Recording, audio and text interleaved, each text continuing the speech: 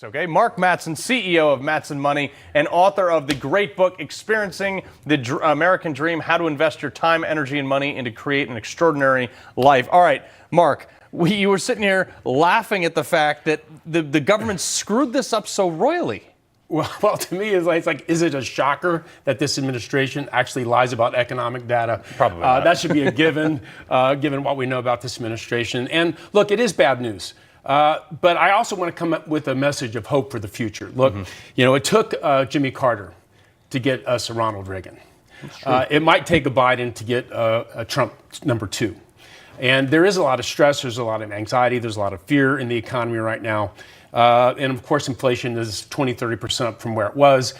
Americans are struggling, but the ideas and principles of the American dream are still available. Right. It might be harder to get to, but you can still do it. Right. Well, but the problem is like they're still trumpeting this dream. Last week at the DNC, I know that was only a week ago, but the news cycle goes so fast now.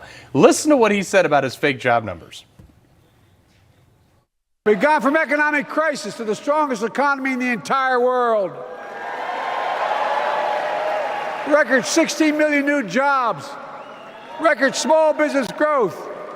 Record high stock market. Record high 401ks. Wages up and inflation down, way down, and continuing to go down. You can't shut down an economy and then when you open it back up, be like, wow, everybody went back to work. It must be because I'm so awesome. I always tell people, look, politicians don't create jobs. Right. Entrepreneurs and innovators create the jobs. The politicians can put the economy in a fashion where it is either more conducive or less conducive. Right.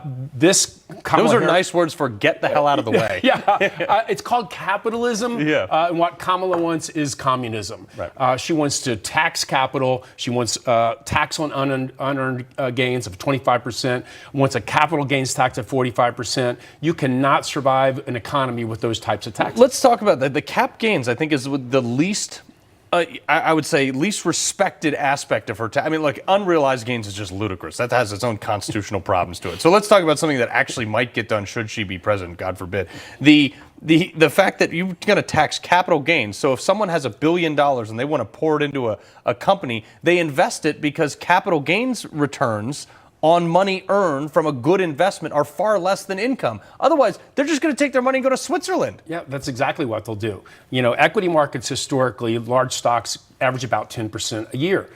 Small stocks in the ballpark of 12%, small value in the ballpark of 14%. Those are the types of rates of returns people need to realize their American dreams. They want a house, they want food, and they want to have a family, most of them, and they want to have a nice retirement. And those are available, but only if we let free market capitalism work and not put our boot on the neck of capitalism. You know, the entire industry of private equity is based on the fact that it's a good investment because you pay less tax. It just seems striking to me that we have people running the country. All right, so last question here.